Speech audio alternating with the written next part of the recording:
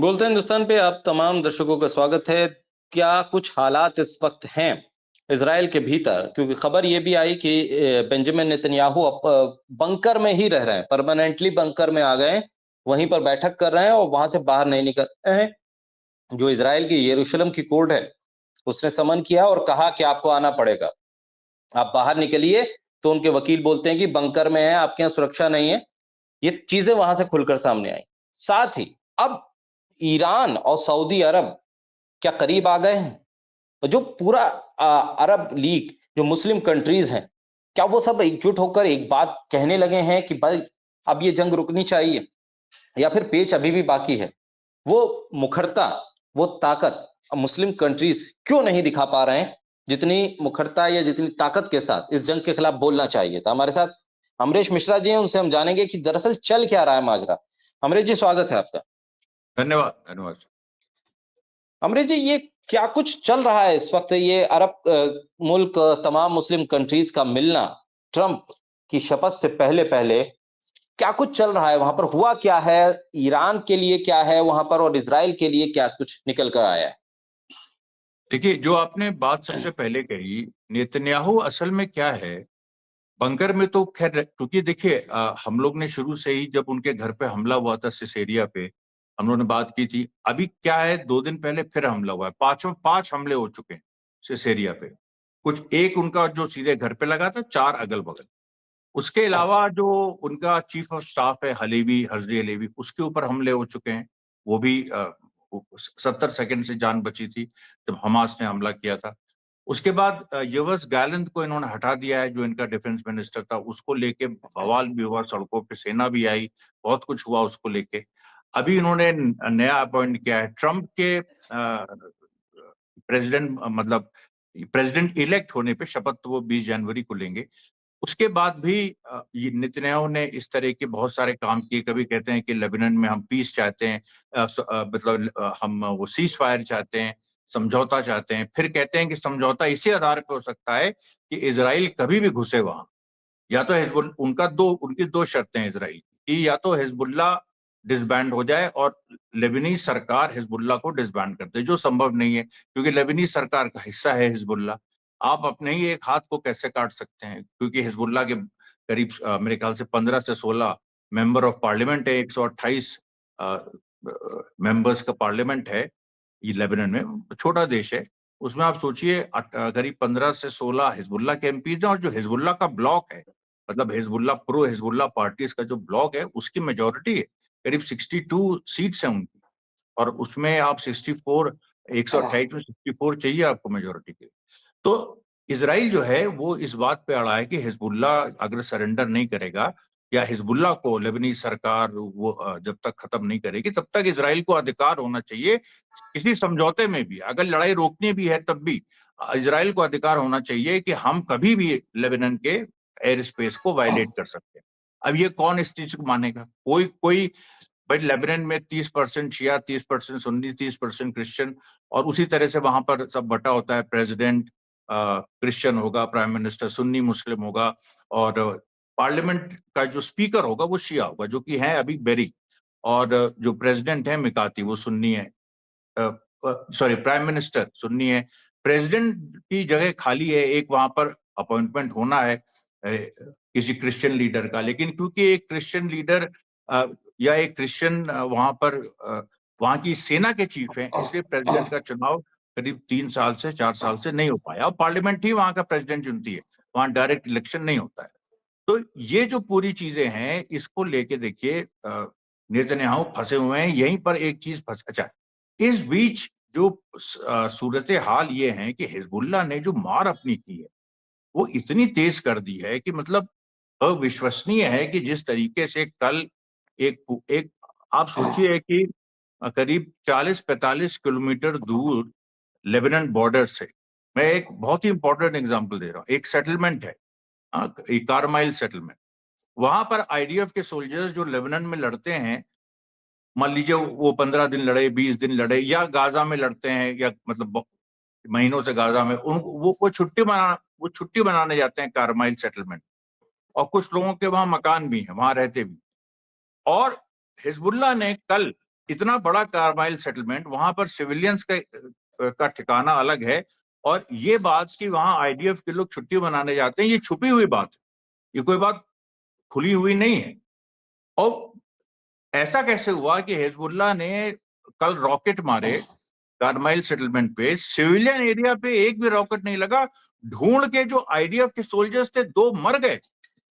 आप सोचिए, और ये जो रॉकेट, तो हिजबुल्लाह 2 चीजें कर रहा है, एक तो लेबनान में घुसने नहीं दे रहा है, ग्राउंड ऑपरेशंस जो उसके सैनिक सीधे सीधे इजरायली सैनिक से लड़ रहे हैं, और एक जो इजरायली सेना के ऊपर से इजराइल के अंदर भीतर तक, अभी तो मैंने 35-40 किलोमीटर का एग्जाम्पल दिया, 200-200, 300-300, 400-400 किलोमीटर हाइफा में मार रहा है, कभी यहाँ मार रहा है, कभी वहां।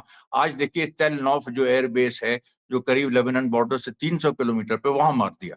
उसके बाद कल जो मैंने कार्बाइल में बताया, जिस तरह से कार्बाइल जल रहा था, आप विश्वास नहीं करेंगे, पूरी एक मतलब रो कारों की कम से कम 20-25 कारें एक साथ जल रही थी, और 2 इजरायली सोल्जर्स मारे गए। आप मुझे बताइए कि हिजबुल्लाह को इंटेलिजेंस कैसे है कि यहाँ पर क्या हो रहा है। अब इसके पीछे देखिए एक और चीज सामने आई है, ईरान का एक नया ग्रुप सक्रिय हुआ है हैकर्स का, इसको हंडाला ग्रुप कहते हैं। तो पता नहीं आपने उस पर स्टोरी की है कि नहीं। हंडाला ग्रुप जो है ईरान का, और उसने, हंडाला ग्रुप ने क्या किया है कि उसने मोसाद और शिनबेत को छोड़ दिया, वो तो सब जानते हैं। जो असली ताकत है इजराइल की, जो उनकी मिलिट्री इंटेलिजेंस है, जिसको अमन कहते हैं, AMAN, उसका नाम है अमन, उसको उन्होंने हैक कर लिया। और उसके हैकिंग के बाद ऐसी ऐसी चीजें निकल के सामने आई हैं कि नेतन्याहू की जो पर्सनल फिजिशियन है, महिला, जो बेनी गैंट्स, एक लीडर जिनको निकाल दिया था नेतन्याहू ने खुद, उनके साथ उसका अफेयर है। उस अफेयर के चलते बेनी गैंट्स की लड़की ने सुसाइड कर लिया, और वो महिला फिजिशियन कुछ मैसेजेस पहुंचा रही है नेतन्याहू के बिहाफ पे बेनी गैंट्स को, जो निकाले हुए गए। फिर यवस गैलेंट जो है, वो इसराइल की एक इंस्पेक्शन, जो आईडीएफ के इंस्पेक्शन ग्रुप की चीफ है, महिला, उसके साथ वो किस होटल में, किस कमरे में मिले, और क्या आदान प्रदान हुई खुफिया जानकारी, ये भी ईरान के उस हंडाला ग्रुप ने पूरा पब्लिक कर दी। और वो जो इनकी बेनी गैंट्स की, नेतन्याहू की जो फिजिशियन है, उसके साथ जो नेतन्याहू की सबसे फेवरेट डॉक्टर है, उसके साथ पिक्चर्स तो बकायदा उस तरह की हैं, आप समझिए होंगे, मतलब वो बिल्कुल कॉम्प्रोमाइजिंग पोजीशन में दोनों है। अब ईरान ये कह रहा है कि तुमने, या वो जो हंडाला ग्रुप है, ईरान नहीं, हंडाला ग्रुप कह रहा है, हंडाला ग्रुप भाई, वो ईरान तो मतलब हिजबुल्लाह तक भी इंफॉर्मेशन पहुंची रही है, हमास तक भी पहुंच रही है। तो जो इंटेलिजेंस का नेटवर्क है, आज तक कोई नहीं जानता ईरान की जो इंटेलिजेंस एजेंसी, उसका क्या नाम है, और ये पूरे लेवल पे काम हो रहा है। तो इससे अच्छा, ट्रंप के जीतने के बाद जो ईरान ने डिप्लोमेटिक, एक तो इंटेलिजेंस ये वाला इनिशिएटिव लिया कि एक इंटेलिजेंस बहुत सारे उसमें हैक करके ऐसी इन्फो, और उन्होंने और भी बहुत सारी चीजें निकाली। अभी उसका लिए अलग एक वीडियो बनाना पड़ेगा। वो, और सही बात है कि इस तरह की खबरों से वो ब्लैकमेल ही करेंगे, जैसे इसराइल ब्लैकमेल करता है। जैसे यही अमन ग्रुप जो है फेमस था कि ये चुपचाप हैक करके पूरी दुनिया के लीडर्स को ब्लैकमेल करता है। केवल ईरान या हमास या हिजबुल्लाह, वहां क्या मिलेगा उसे, लेकिन जो उसने पूरी दुनिया पे अपना कब्जा कर रखा है इसराइल, वो ये है, अमन है। उसने लोगों के बेडरूम तक घुस के उनके सीक्रेट्स निकाल के फिर ब्लैकमेल करते हैं बहुत सारे यूरोपियन लीडर्स को, सब। वही चीज ईरान ने उनके साथ की। अब उसके बाद देखिए, जो ट्रंप के जीतने के बाद जो पूरी स्थिति बनी, सबसे पहले सऊदी अरेबिया ने ईरान के साथ संबंध अच्छे किए। अब 2 इसके उदाहरण है। एक तो सऊदी अरेबिया के आर्मी चीफ का ईरान जाना, और ईरान के आर्मी चीफ से डायरेक्टली मिलना, और फिर ये बात होना कि ईरान और सऊदी अरेबिया में नेवल ड्रिल्स एक साथ होंगे। अब नेवल ड्रिल्स एक साथ होंगे, ये पहली बार ऐसा हो रहा है कि सऊदी अरेबिया और ईरान एक साथ कोई मिलिट्री एक्सरसाइज कर रहे हैं। ये अनहर्ड ऑफ था, इसको किसी ने आज तक कोई मतलब सोचना, मतलब इसके बारे में बात तो छोड़िए, कोई सोच नहीं सकता था। दूसरी बात, जो अभी अरब इस्लामिक समिट हुआ है, जिसमें सोचिए सीरिया को बुलाया। अब सीरिया के मतलब, और किसने बुलाया, रियाद में बशर अल असद आए, और वही सीरिया जिसको सऊदी अरेबिया ने जंग छेड़ी हुई थी 2013 के बाद, नुसरा फ्रंट और आईसिस और तमाम ऐसे संगठनों को खड़ा किया अमेरिका की मदद से, इजराइल की मदद से, सऊदी अरेबिया ने। और नुसरा फ्रंट तो सीधे उनसे जुड़ा था, जिसको फंडिंग आती थी। और जो फ्री सीरियन आर्मी उस समय कहलाती थी, और पूरी सिविल वॉर हुई। फिर रशिया जब एंटर कर गया 2015 में सीरिया में, तब वो जाके पूरी स्थिति बदली, और जो कासिम सुलेमानी का जो अल कुद्स फोर्स थी, उसने फिर देखिए खत्म किया वहां पर नुसरा फ्रंट को, आईएसएस को। तो ये जो पूरी बात है, तो ये तो जानी दुश्मन हुए ना, ये बशर अल असद सऊदी अरेबिया के, या जनरल जो वहाबी लाइन ली जाती है उसके भी दुश्मन है ये। उसके बाद आप देखिए कि यमन की सऊदी अरेबिया से सीधे जंग हो चुकी है 2015 में, लेकिन यमन के भी प्रतिनिधियों को बुलाया था। अब ये आप बताइए कि ये जो चीज हो रही है, इसको लेके क्यों हो रही है? इसलिए हो रही है क्योंकि ट्रंप के जीतने के दो मैसेज जा रहे हैं, और दोनों परस्पर विरोधी मैसेजेस हैं जो ट्रंप खुद भेज रहा है। एक तरफ ट्रंप ये कह रहा है कि हम लड़ाई रोकना चाहते हैं, लड़ाई हम नहीं चाहते हैं, और उसने केवल यूक्रेन नहीं, ईरान का भी नाम लिया। लेकिन उसके बाद देखिए जो अपॉइंटमेंट्स ट्रंप ने किए हैं, एक देखिए माइक हकबी कौन है? US ambassador to Israel. ये माइक हकबी हैं, ये अभी से अपॉइंटमेंट की चेंज भी हो सकते हैं आगे चल के, अभी तो वो शपथ लेंगे, लेकिन एक परंपरा है अमेरिका में कि पहले से बता दिया जाता है कि भाई हम इसको ले रहे हैं, इसको। तो माइक हकबी यूएस एम्बेसडर होंगे नए 20 जनवरी के बाद इजराइल को। ये माइक हकबी वो हैं जिन्होंने वेस्ट बैंक में इजरायली सेटलमेंट्स को सपोर्ट किया, मतलब बहुत ही ब्लाइंड सपोर्टर इजराइल के हैं। उनको इन्होंने कहा है कि यूएस एम्बेसडर होंगे इजराइल का। दूसरा नाम पीटी हेक्सेट। अब पीटी हेक्सेट जो हैं, ये सेक्रेटरी ऑफ डिफेंस के रूप में इनको ट्रंप ने कहा है।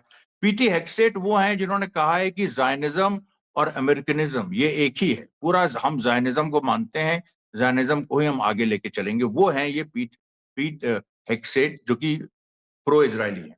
तीसरा जॉन रैटक्लिफ, जो कि सीआईए डायरेक्टर, जिनको ट्रंप ने कहा है कि इनको हम सीआईए डायरेक्टर बनाएंगे। अब जॉन रैटक्लिफ वो हैं जिन्होंने एक वो फेमस स्टेटमेंट दिया था कि अगर ईरान जैसी कोई ताकत बढ़ती है तो उसे जूते से दबाना ही जरूरी है। ये आज नहीं, करीब 1-1.5 साल पहले उन्होंने स्टेटमेंट दिया था। उसके बाद जो एली स्टेफनिक, इनको यूएस का स्पेशल एम्बेसडर यूएन का बनाया गया है, और ये भी प्रो इजरायली हैं। अब ये देखिए 4 इस तरीके के अपॉइंटमेंट्स करके ट्रंप ने मैसेज दिया है कि वो इजरायली लॉबी के साथ है। लेकिन उसी के साथ साथ दूसरी जगह ऐसी उसने माइक पॉम्पी और निक हेली, जो कि सबसे ज्यादा प्रो इजरायली इन चारों से भी ज्यादा, और जो लोग जो नियोकॉन ग्रुप जो था, जो जॉर्ज बुश के समय डिक चेनी का, और वो जो एक उनका और नेता था, नाम भूल रहा हूँ उसका, जो चुनाव लड़ा था ओबामा के खिलाफ, तो उन लोगों जो नियोकॉन लेगेसी है उसको रिप्रेजेंट करते हैं ये माइक पॉम्पी और निक हेली, उनको नहीं लिया। और उन दोनों को, अब वो दोनों तो मतलब ऐसे हैं कि वो तो सीधे आपके ईरान के खात्मे की, मिडिल ईस्ट में पूरी तरह से अमेरिकन डोमिनेशन हो, इस लाइन के। मतलब जो जॉर्ज बुश ने इराक पे हमला किया था उस लाइन के, कि सीधे हमला करके अपना काम निकालो। अब मुझे जो लग रहा है कि ये जो 4 अपॉइंटमेंट्स हैं, ये ज्यादातर ये सब बातूनी लोग हैं, इनका काम कुछ ज्यादा नहीं है। अब देखिए आप, ये एक मिडिल ईस्ट का भी एक मैं उसका नाम भूल रहा हूँ, वाइजमैन या वेटलॉक ऐसे नाम है, जो मिडिल ईस्ट का एम्बेसडर 5वां नियुक्त किया है ट्रंप ने। वो तो उसको राजनीति में कभी रहा ही नहीं है, वो तो रियल एस्टेट ब्रोकर है। मतलब अमेरिका में जैसे ब्रोकर होते हैं ना रियल एस्टेट के, वो है वो, उसको मिडिल ईस्ट का एम्बेसडर बना दिया। तो मुझे ये लग रहा है कि ट्रंप जो है एक ये भी खेल खेल रहा है कि कुछ ऐसे बड़बोलों को, और मिडिल ईस्ट का तो उसने ऐसा मूर्ख बना दिया है कि वो जो ट्रंप कहेगा वो करेगा। उसके पास कोई अपनी, जैसे बहुत सारे मंत्री भी हमारे भारत सरकार में है जो प्रधानमंत्री की सुनते हैं और उनको ज्यादा मतलब भी नहीं है, वो ज्यादा चाहते भी नहीं। उसी तरीके से इसने इस तरह के ये जितने लोग, इनकी बात करने पे आप इनसे दुनिया में ये इजराइल को भगवान बता देंगे, लेकिन एक्शन इन्होंने कभी कुछ नहीं किया है। ये जो सीआईए का चीफ बनाया है, ये वो है रैटक्लिफ। हंसी आती है, ये वो है जिसने ट्रंप को डिफेंड किया था जब ट्रंप के ऊपर केस चला था कि उसने 2016 के चुनाव में रशिया की हेल्प ली थी, और जब 2020 में ट्रंप हार गया था तो उसके ऊपर केस चला जब बाइडेन प्रेसिडेंट थे कि उसने रशिया की मदद ली थी। उस समय रैटक्लिफ इनको ट्रंप को डिफेंड कर रहे थे। अब वो सीआईए के बारे में क्या जानते हैं? सीआईए वो जा तो ये सारे अपॉइंटमेंट्स अमेरिकन प्रेस इस रूप में ले रहा है कि कहीं ना कहीं इन सारे अपॉइंटमेंट्स के पीछे ट्रंप का जो एक दूसरा पहलू है, जो एक वो बहुत सारे मैसेजेस एक बड़े कॉमिक अंदाज में देते हैं। पॉलिटिक्स में ही बड़ा एक वो होता है, जैसे प्यूटिन का भी एक इस तरह का है, जैसे इलेक्शन के बीच में उन्होंने एक तरह से ट्रंप की मदद के लिए उन्होंने कह दिया था कि हम चाहते हैं कमला हैरिस जीते, लेकिन फिर उन्होंने कहा कि कमला हैरिस जीतेगी तो पता नहीं हमारा क्या करे। तो ये अब प्यूटिन का क्या कोई कर सकता है जो इतना मतलब एक दूसरी सुपर पावर है अमेरिका के टक्कर। तो ट्रंप ने जो ये अपॉइंटमेंट्स किए हैं, अभी देखिएगा खूब शोर हो। अच्छा, ये ट्रंप ने क्यों किए? इसलिए भी क्योंकि उसको जो जूस ने पैसा दिया, हालांकि जूस ने वोट नहीं दिया, लेकिन जूस ने जो पैसा दिया और ये सारी चीजें की, उसको एक तरह से वो कर रहा होगा, मतलब रिटर्न कर रहा है फेवर। लेकिन जूस जो है समझ रहे हैं। अभी देखिए एपैक के एक लीडर का बयान आया, एपैक जो सबसे स्ट्रांग जूविश लॉबी है अमेरिका में, उनके लीडर का बयान आया। उन्होंने कहा कि we are not satisfied with these appointments. अब बताइए, ऐसे लोगों को जो खुलेआम इजराइल की तारीफ करते हैं, लेकिन क्योंकि वो जानते हैं कि ये लोग राजनीतिक लोग है ही नहीं। बाइडेन के समय राजनीतिक लोग थे पक्के, जो हर तरह की बात करते थे और अंदर से इजराइल का सपोर्ट करते थे, चाहे ऊपर से सीज फायर की बात करें, मतलब जो पॉलिटिकली शार्प। ये तो ट्रंप ने ऐसे लोग बना दिए हैं कि जो ट्रंप कहेगा वो होगा। अच्छा, ये पहलू वो लोग पकड़ नहीं पा रहे हैं। ये पहलू लोग सोच रहे हैं अरे अरे अरे ये देखो, यही ट्रम्प चाहता है कि अभी ये सब बात तो, अरे बाप रे बाप, वो देखो उसने इसराइलियों को पूरा नॉमिनेट कर दिया, ये कर दिया। अब दूसरी जगह देखिए, उसने एलॉन मस्क को एक नया डिपार्टमेंट बना दिया, department of government efficiency, DOGE। कभी एग्जिस्ट ही नहीं करता अमेरिका में पूरा, लेकिन प्रेसिडेंट बना सकता है, उसने बना दिया। अभी बनाया मतलब 20 जनवरी के बाद की बातें हैं सारी। अभी तो ये मत सोचिए कि बना दिया और कल से ही। बहुत सारे लोगों को कंफ्यूजन होता है। मैं बार बार कहता हूं कि अभी बाइडेन प्रेसिडेंट है, उसी की पूरी टीम सक्रिय है, वही अभी काम करेगी।